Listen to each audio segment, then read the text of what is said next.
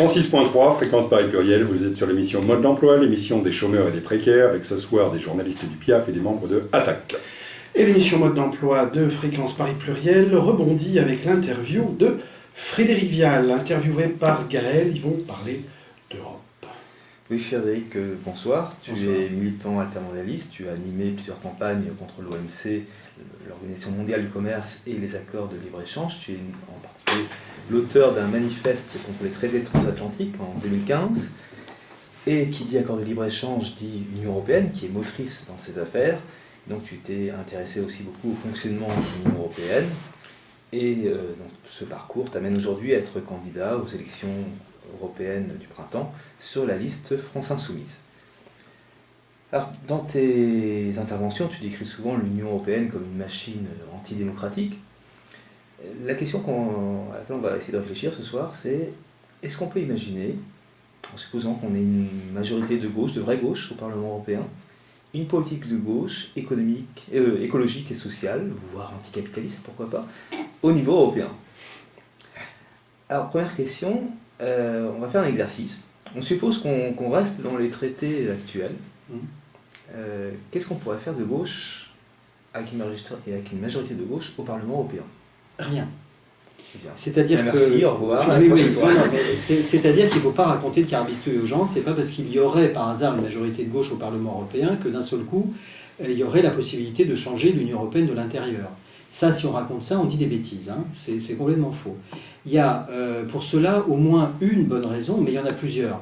La première, c'est que dans les traités eux-mêmes qui fondent le fonctionnement de l'Union européenne, il y a les 4 libertés fondamentales qui sont dans les traités. Donc, je viens de le dire. Les 4 libertés, c'est les libertés des capitaux, les libertés du commerce, les libertés des services et la liberté des travailleurs salariés, c'est-à-dire d'utiliser les travailleurs salariés et de les détacher d'un pays à l'autre. Voilà. Ces 4 libertés-là il n'est pas possible pour le Parlement européen d'y toucher. Il n'est pas possible pour le Parlement européen d'y toucher, donc à partir de là, dès lors qu'on ne peut pas toucher à la liberté de mouvement des capitaux, on peut mettre directement à la poubelle les histoires de justice sociale, on n'en parle pas. C'est pas la peine, puisque liberté de mouvement des capitaux. Liberté de service, donc à partir du moment où il y a liberté des services et liberté du commerce, on peut mettre aussi la transition énergétique directement en classement vertical. Parce que, nécessairement, quand on fait la transition énergétique, à un moment donné, il faut prendre une réglementation dans laquelle on dit que, il y a un certain nombre d'entreprises qui ne pourront pas faire ce qu'elles font aujourd'hui. Donc il va falloir décourager des amis du peuple, on en parlait là récemment, comme Total, comme BNP, enfin bon, je ne fais pas la liste, vous la connaissez, et leur dire non, voilà, c'est terminé, là on va orienter un certain nombre de choses différemment par la loi. Non, le Parlement européen n'a pas cette capacité-là. Ensuite, il y a une autre raison, c'est que le Parlement européen n'a aucune vue sur les budgets, sur les contributions des budgets au budget européen, d'une part, c'est pas lui qui décide, ce sont les États membres, et par ailleurs, la Commission, dans le cadre de ce qu'on appelle le semestre européen, pour ce qui concerne les membres de la zone euro, dont la France, la Commission a la possibilité de contrôler les budgets nationaux avant qu'ils soient votés. C'est-à-dire s'ils sont bien dans les clous des fameux 3% de la ligne de remboursement de la dette. Le Parlement européen n'a strictement aucune vue là-dessus. Alors, il pourrait, mettons, pris comme ça d'un grand vent de révolution, faire un petit peu le coup des baïonnettes, enfin du jeu de paume, et dire c'est nous qui sommes la légitimité, et donc puisque c'est nous qui sommes la légitimité, nous refusons à la Commission, nous refusons au Conseil de faire telle et telle chose. Mais ça, on n'y est pas. Je veux dire que par là, il faudrait une rupture absolument fondamentale. Or, dans l'hypothèse qui a été soulevée jusqu'ici, c'est que on reste dans le cadre des traités. Donc, dans le cadre des traités, on peut... Alors, dans le cadre des traités, quand même, les traités n'interdisent pas tout en matière d'écologie, notamment. Voilà, c'est ce que j'allais dire. Le Parlement européen peut fixer des normes sévères, voire plus sévères que celles qu'on a en France. Oui. Oui, en général. et le Parlement européen n'est pas nul. Hein. C'est pas une chose qui sert à rien. Il y a souvent, j'entends des gens qui disent c'est un ectoplasme qui sert à rien. C'est comme une grosse méduse qu'on pose là et qui n'a aucune utilité. Non, c'est pas vrai.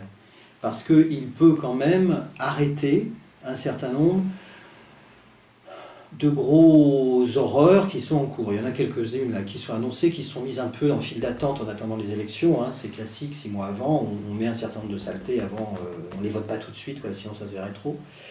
Et on attend la prochaine mandature. Donc la prochaine mandature, si elle devait être de gauche, on est dans cette hypothèse-là, mais on n'est pas loin de Noël, ça doit être ça. Si elle devait être de gauche, alors à ce moment-là, oui, elle pourrait bloquer un certain nombre de choses.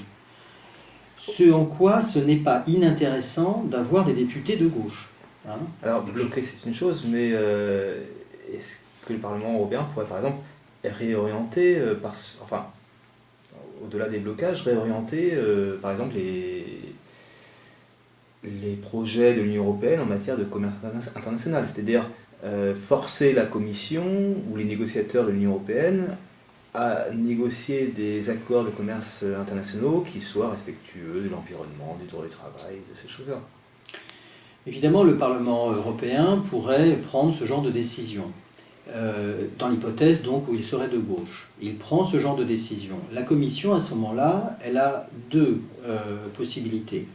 Soit elle réagit de manière politique et elle dit « Bon, je prends note que le Parlement européen, qui a quand même une légitimité d'organisme élu, me demande de faire ça. Je ne suis pas juridiquement contraint de le faire, mais je le fais quand même. » Ça, c'est dans une hypothèse vraiment haute, c'est-à-dire dans l'hypothèse où nous aurions une commission qui serait soutenue par un Parlement de gauche et qui donc aurait une attitude qui pourrait être plus de gauche. Ou bien la Commission dit ah non, c'est contraire aux traités fondamentaux, puisque c'est contraire aux traités fondamentaux que le Parlement européen s'occupe de ce qui est une compétence exclusive de l'Union européenne et qui découle et qui donne à la Commission le soin de négocier sur mandat des États membres. Je ne sais pas si j'ai été clair. Et là-dessus, la Commission peut dire non, le Parlement européen ne peut pas s'occuper de ça. On peut penser que s'il y a un Parlement de gauche, il pourrait politiquement dire à la Commission soit tu fais ça, soit je te vire, parce qu'il a la possibilité de virer la Commission. Donc encore une fois, le Parlement, ce n'est pas nul. C'est pas un truc qui sert à rien. Il faut juste pas raconter de choses fausses aux gens en disant demain on gagne les élections, je veux dire voilà, il y a 50 il n'y a pas seulement les 78 postes élus LFI qui sont possibles, mais il y a aussi en Allemagne, en Italie, enfin bon, admettons. Effectivement, il y aurait une réorientation possible de ce point de vue, parce que le Parlement a la possibilité de virer la Commission. Mais se poserait un autre problème qui serait très sérieux, qui est l'assentiment des États membres. Parce que les États membres s'appuient sur, et c'est normal, les traités internationaux qui instituent l'Union européenne. N'importe quel État membre qui serait en désaccord avec le fait de revoir la politique commerciale de l'Union européenne pourrait saisir la Cour de justice de l'Union européenne et dire « Non, le Parlement européen ne peut pas s'occuper de ça. » Et la Cour de justice de l'Union européenne, bah oui, elle ferait quoi? Normalement, elle applique les traités. Et elle serait bien obligée de dire, bah oui, vous avez raison, le Parlement européen n'a pas le droit de s'occuper de ça. Lui, le Parlement européen, il a le droit de dire oui ou de dire non sur chaque traité. Il n'a pas le droit de décider de la politique commerciale commune. Bon, voilà. Donc, ça changerait les choses. C'est une certitude que ça changerait les choses, mais pas de manière aussi fondamentale qu'on pourrait l'espérer, par exemple. Alors, et sur l'euro, rien. Hein. Si on ne peut pas faire grand-chose dans le cadre des traités, est-ce que le Parlement européen a les moyens de faire changer les traités? Eh bien non. Parce que, alors encore une fois, sauf s'il fait comme a fait le tiers-État au moment du serment du jeu de paume. C'est-à-dire, vous vous souvenez, le tiers-État qui se réunit et qui dit, enfin le troisième tiers, hein, c'est-à-dire le tiers des non-privilégiés, dit bon, bah, c'est nous la nation, c'est plus le roi, c'est nous. Et là, il faudrait que le Parlement dise bah, c'est nous qui représentons l'intérêt général de l'Union européenne, c'est plus la Commission, c'est plus le Conseil. Sauf que là, on est en dehors des traités. Donc ça veut dire une rupture dont on voit mal comment elle pourrait se concrétiser, mais en tous les cas, s'il y a cette rupture politique, ça serait très intéressant. On n'y est pas, hein, mais dans l'hypothèse que tu as formulée, oui, ça pourrait être intéressant. Mais ça veut dire qu'il y aurait inévitablement un certain nombre d'États qui pourraient dire « Attention, on est en dehors des traités, donc là, vous faites exploser l'Union européenne. » C'est-à-dire que vous revenez sur un traité, et parce que c'est dans les traités que sont inscrits fondamentalement, les traités sont adoptés à l'unanimité des États membres, pas du Parlement. D'accord, donc C'est pas à l'unanimité des peuples non plus. Bah, des peuples, en fait, nous sommes dans des démocraties délégataires, comme tu as remarqué, c'est-à-dire dans lesquelles nous élisons un monarque et qui décide pour tout le monde pendant 5 ans.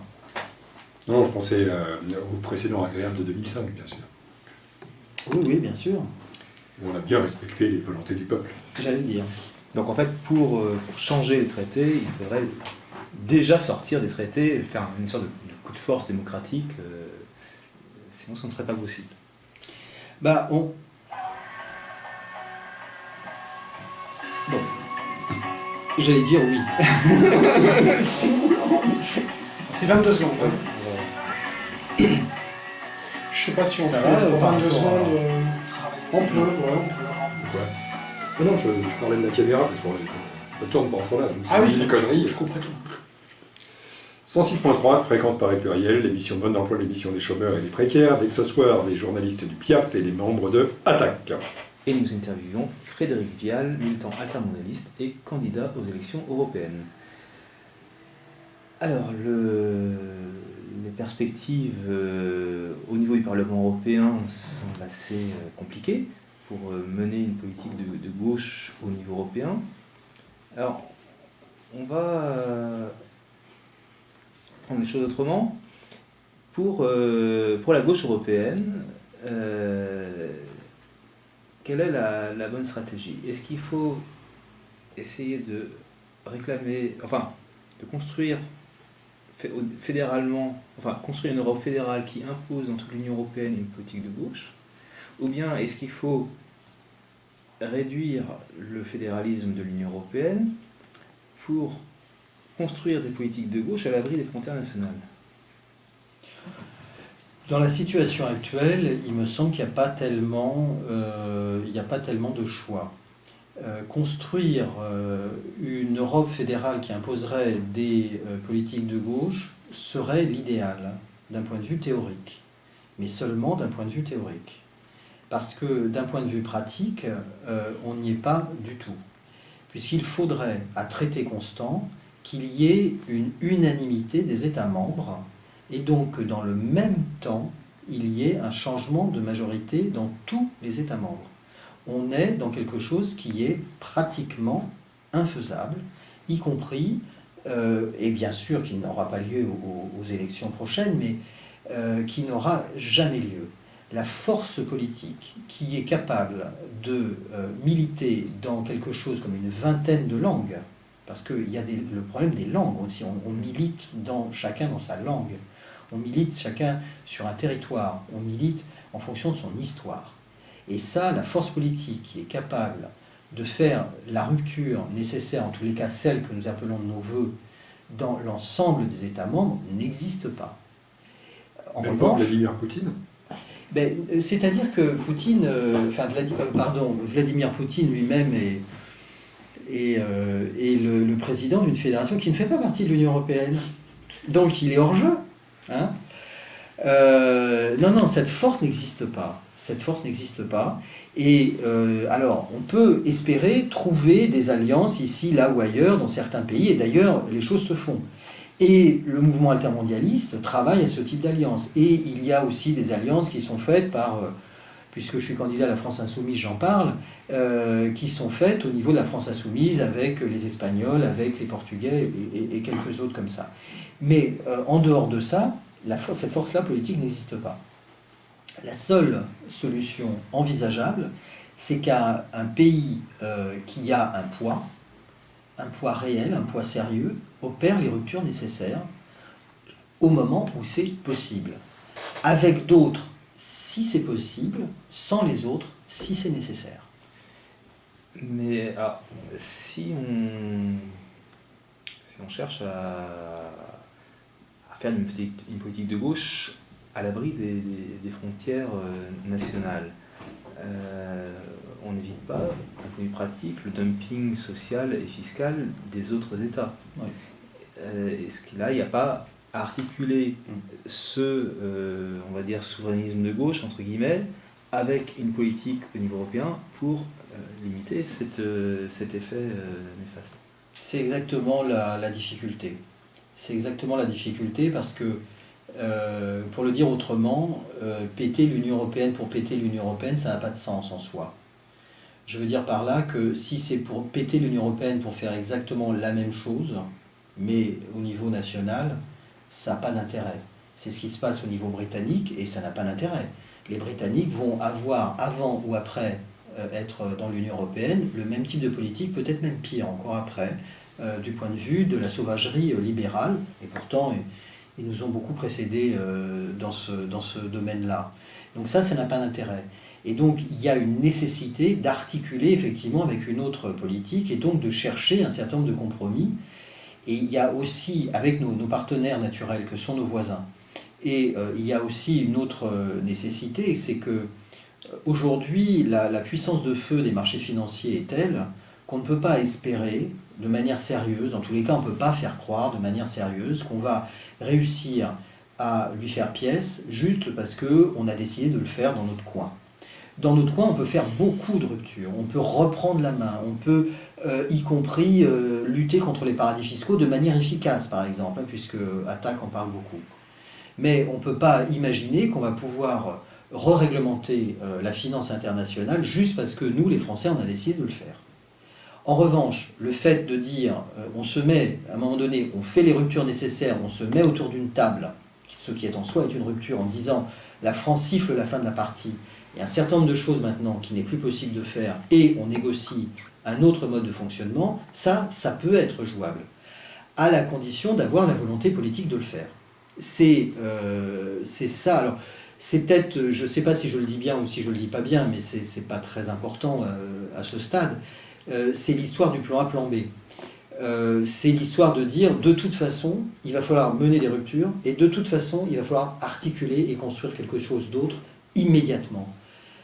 Soit en commençant par négocier, puis en menant les ruptures, soit l'inverse. Alors après, il y a des discussions. Bon, la France insoumise dit on commence par discuter et ensuite on fait les ruptures.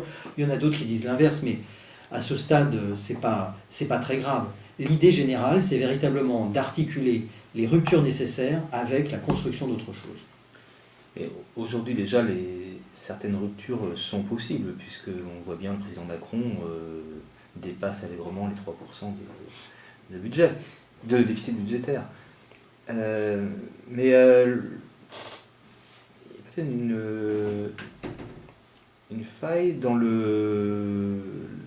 la possibilité de rupture, c'est la partie monétaire. Si on rompt avec l'Union européenne, on rompt aussi avec l'Union économique et monétaire, est-ce qu'il y aurait une fragilisation de l'économie si on rompt avec cette Union économique et monétaire? C'est la question la plus difficile parce que c'est la question monétaire est la question la plus irrationnelle.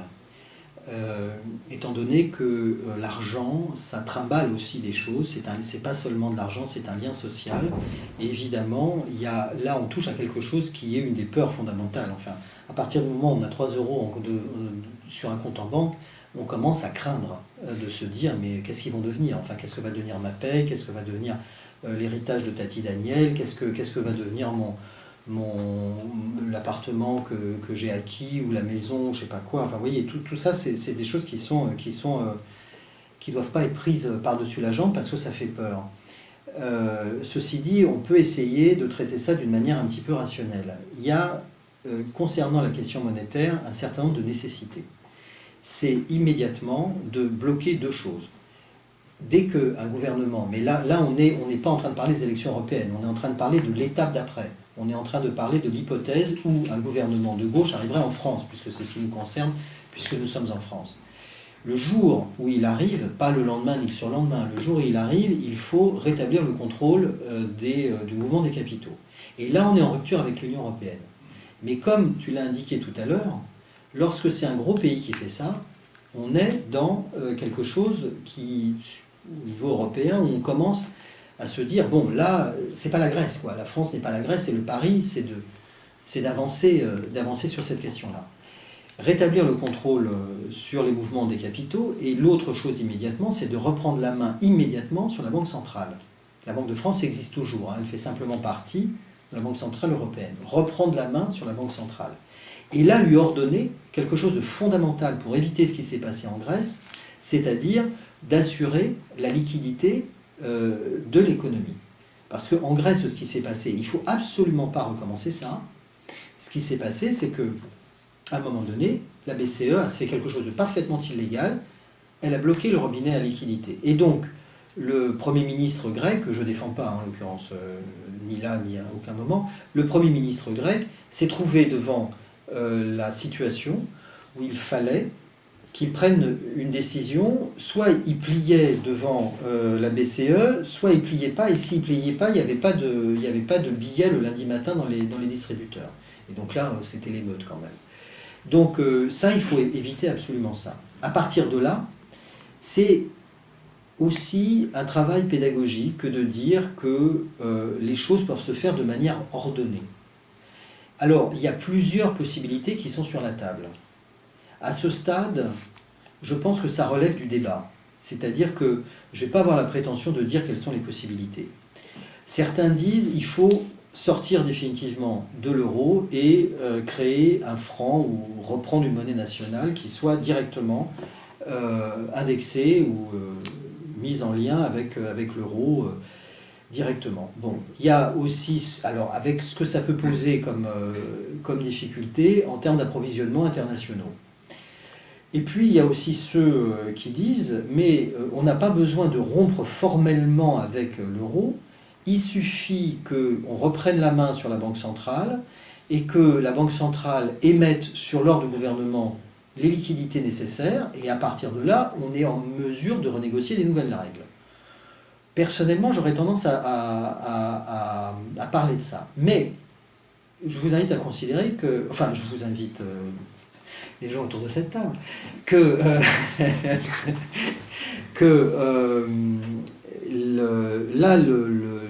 le débat qui arrive pour les élections européennes, ça ne va pas se traiter là-dessus. Parce qu'encore une fois, le Parlement européen n'a aucun pouvoir sur la politique monétaire. Aucun.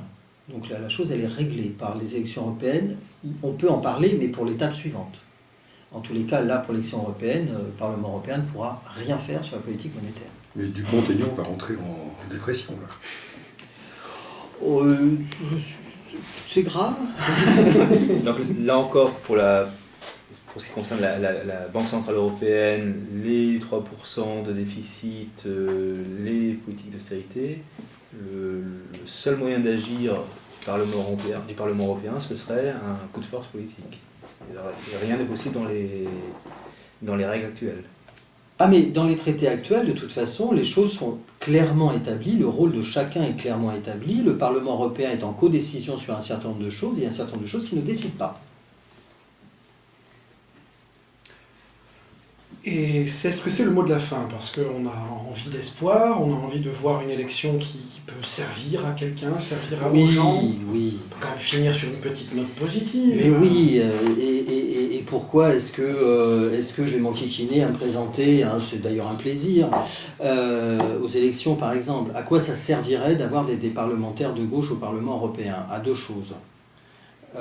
Au fait qu'il y a effectivement un certain nombre d'horreurs qui sont dans les tuyaux, là, qui arrivent aussi bien. Alors, moi, je vois surtout les horreurs qui sont sur les accords de libre-échange. C'est la déferlante, là, qui attend. Hein.